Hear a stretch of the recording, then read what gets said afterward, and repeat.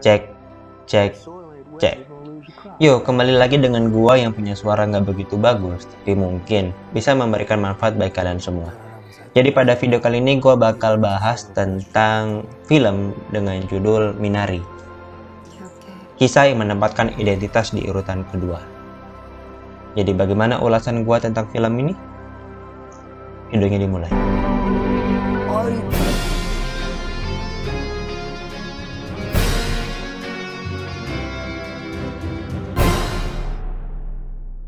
Tidak seperti Crazy Rich Asians dan The Farewell, Minari menghindari narasi benturan budaya dan berfokus pada tema yang lebih universal. Drama penuh perasaan milik Lee Isaac-chung, yakni Minari, memecahkan rekor representasi Asia Amerika pada gelaran Oscar 2021.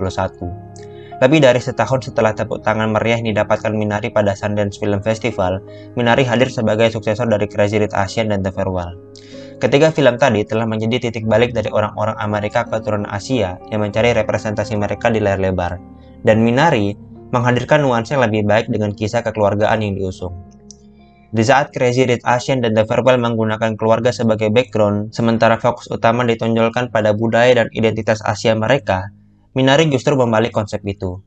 Film ini jauh mengedepankan perjuangan keluarga, sementara identitas dan budaya ditempatkan di posisi setelahnya. Oleh karena itu, film ini jadi lebih terasa membumi dan dapat dinikmati oleh khalayak ramai. Minari berkisah tentang keluarga Yi, di mana sang suami, yakni Jacob, pindah rumah bersama istrinya, yakni Monica, dan kedua anaknya, yaitu Annie dan David, dari California ke pedesaan Arkansas pada tahun 1980-an. Di sana, Jacob berharap bisa mewujudkan impian Amerikanya, yakni bisa membangun ladang pertanian khas Korea. Adegan pertama film ini adalah close-up kepada anggota keluarga Yi saat mereka melewati pedesaan menuju rumah baru mereka, tanpa suara, kecuali piano melankolis yang adalah soundtrack dari film ini. Dialog pertama dari Minari muncul di saat Monica keluar dari mobil, dan bergumam kecewa saat melihat rumah yang dibeli Jacob. Hal ini yang kemudian menggambarkan konflik batin antara ekspektasi pribadi dan keluarga. Film ini dengan jelas menggambarkan kalau keluarga Yi adalah keluarga hasil akulturasi budaya antara Asia dan Amerika, dan hasilnya, Minari tidak menghabiskan banyak usaha untuk memperjelas hal yang sepatutnya tidak perlu dilakukan, seperti yang dilakukan oleh Crazy Rich Asians dan The Farewell. Jacob dan Monica banyak berdebat tentang arah keluarga dan pernikahan mereka, bukan tentang cara beradaptasi dengan tetangga kulit putih mereka. Ya, walaupun begitu, Minari tidak sepenuhnya menghindari konflik antar budaya. Karena ketika ibunya Monica, yakni Sonja, datang dari Korea dan mulai tinggal bersama mereka, David, anaknya Jacob dan Monica, memberontak dan mengeluh kalau Sonja berbau Korea. Namun hubungan antara Sonja dan David hanyalah subplot saja, bukan main course-nya. Apalagi bentrok antara David dan neneknya berakhir begitu mesra dan menghangatkan. Dalam sebuah wawancara dengan Deadline, Lee Isaac-chung mengatakan bahwa dia ingin filmnya harus mulai bergerak dari masalah rasisme dan mulai fokus pada eksplorasi hambatan dan asimilasi dalam keluarga sebagai lawan dari lintas budaya, dan menurut gua, film ini adalah sebuah keajaiban dunia sinema. Karena Minari itu menghindari benturan budaya, gua merasa terbebaskan untuk menikmati drama keluarga yang disajikan, dan mendalami setiap karakter sebagai manusia secara umum, tanpa memandang asal-usul mereka.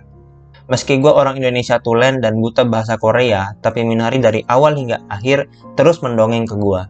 Melihat Jacob Yi dalam beberapa kesempatan, gua kayak ngelihat perawakan Walter White-nya Breaking Bad, yang pada dasarnya orang Amerika, tetapi tetap cocok untuk penonton dari Kolombia hingga Iran sekalipun.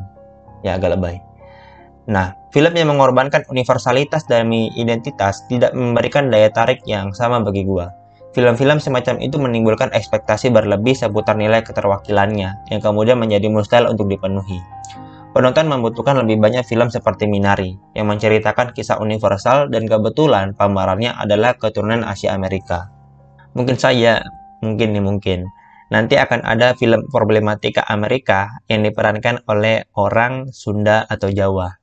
Ya, let's just keep it in your dream, guys. Jadi, Minari bukanlah kisah universal pertama yang memiliki pemeran Asia Amerika. Namun, Minari adalah yang pertama memberikan rasa nikmat berupa rasa acceptable dari krisis yang begitu kuat. Dan ini telah memberi cahaya baru bagi mereka yang akan mulai membuat film seperti ini. Yang kemudian membuat Golden Globes tampak usang dan kolot gitu karena memblokir film non-Inggris dalam kategori Best Picture mereka. Videonya selesai.